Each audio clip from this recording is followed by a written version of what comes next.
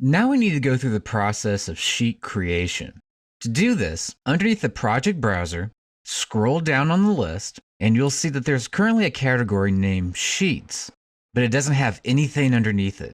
The reason is that we have not yet created a new sheet view that'll have our title block as well as these different views that we've been creating thus far in the project. To accomplish this, you have one of two ways that you can do it. The first way is to right-click where the word Sheet is at and then selecting on New Sheet. This is the way that I have a tendency to do it the most often, but I'll point out that underneath the View tab up here as well, there's also an option for New Sheet. So regardless of if you select on that icon there, or click on New Sheet after right-clicking on the word Sheets, you'll come to this dialog box here, the New Sheet dialog box. From here, you can pick what size border that you want off of your list. For this project, we're just going to use the default REVIT title block, and then click on OK. And this will bring up our title block. To pull some of this information, some of these views, over onto our sheet, what we can do is scroll up, find a floor plan that we want to put onto the sheet. And in this case, I'm going to select on this plan here that says Level 1. Click, hold your mouse button down, move your cursor over toward the sheet, then let go of your button. You'll see this box following you around on the sheet. We won't do this, but if we wanted to rotate this view on the sheet, we could change it right here on the options bar. But we can click, in this case right here, in order to place our floor plan view out on our sheet. We can do the same thing with some of our other views. In this particular case, I want to find a section view and then pull this section 1 out onto our sheet. And then click to place it there on the sheet.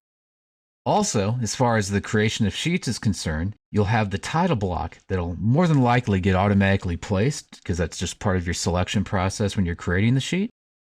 If you select on the title block and then zoom in down toward the bottom of it, you'll see that certain text shows up as being blue.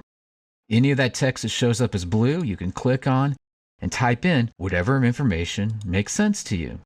In the case of owner, go ahead and put your name here in the owner category. There'll be an option here that says project name. You can click there, and if you want to type in a project name there, feel free to go ahead and do that. And you can name this sheet or give the sheet a number that you'd want it to display when it comes time to print the set off, or be referenced by those details over here. Now, when I say referenced by those details, if we take a look here at the section box, we can see this is 2A101.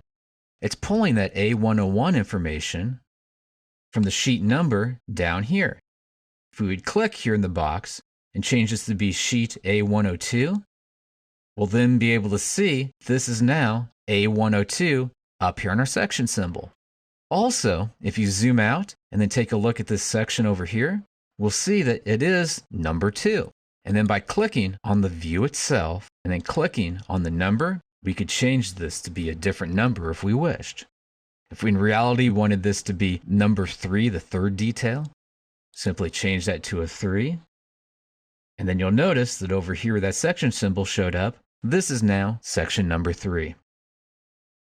So the creation of sheets is done by right-clicking and doing a new sheet, or coming underneath View and selecting New Sheet. Also, pulling these different views onto the sheet is done by finding the view over under the project browser, clicking, holding your mouse down, dragging to place that view on the sheet. And ultimately, all these sheets reflect the information that shows up in the project as well as down here on the title block.